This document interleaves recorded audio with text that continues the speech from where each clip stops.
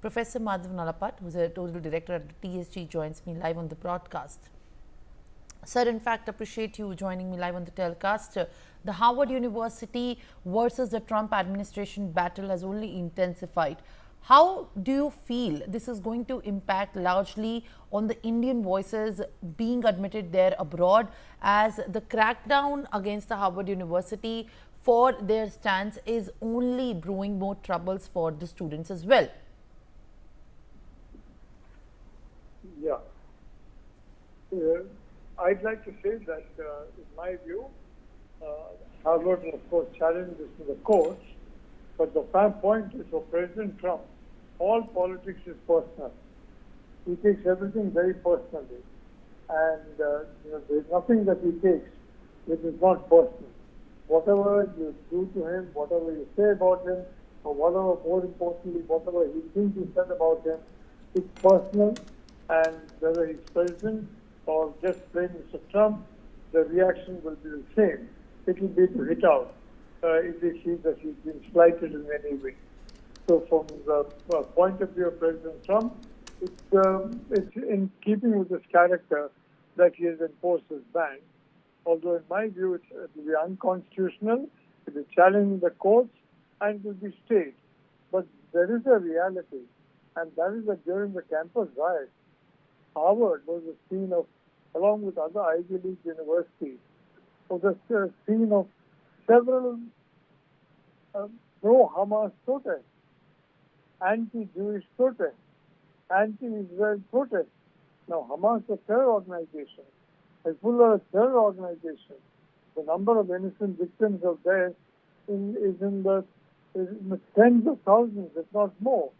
And Hamas enforced a brutal dictatorship over the Gaza, over the Gazan people, and has sought to indoctrinate young Gazans into a very violent, extremist mindset to get cannon fodder for their campaign.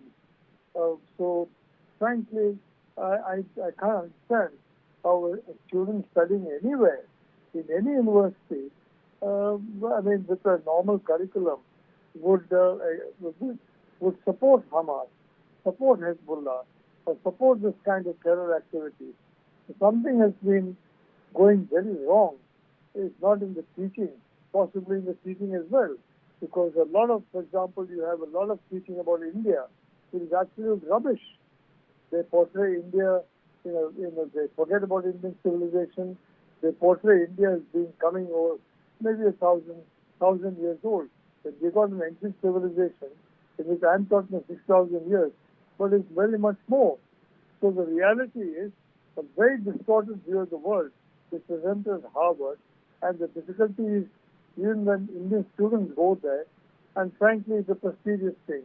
If you got a Harvard degree, you get a huge salary, you get a fat pay packet, and essentially you're not a great performer, but you're a Harvard man.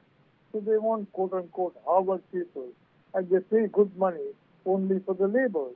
And not only Harvard, but the other Ivy League universities. They're highly overrated. They, frankly, they don't deserve the kind of name recognition they got in India or anywhere else. And I think the riots all over these Ivy League universities supporting terror groups would be a wake-up call to parents as to what's happening to their children when they study in these Ivy League schools. Unfortunately, Canada is still on that path, and the U.S. the Trump is trying to move the U.S. away from that path. But as far as Harvard and foreign students are concerned, if there are no foreign students, well, Harvard is shut down. It won't be able to keep teaching, nor will any other Ivy League university. So the moral of the story is be very careful about what you say about President Trump. So several of the student protesters made some rather personal, abusive comments against President Trump. And what I was shocked to see, a lot of, anti-Jewish feelings. Hamas, Hezbollah, they're committed to the destruction of the Jewish people. Now, this is what they're committed to, genocide with Jewish people. This is something that cannot be permitted in the 21st century, keeping in mind the history of the first half of the 20th. So I'd like to say that a lot needs to be changed at Harvard, and hopefully that change will come.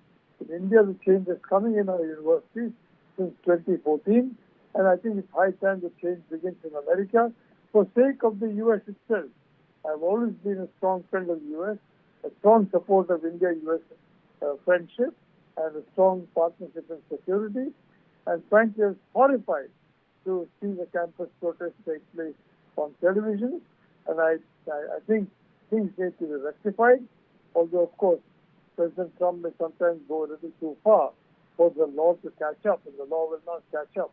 I mean, it will slow it down, but slow him down.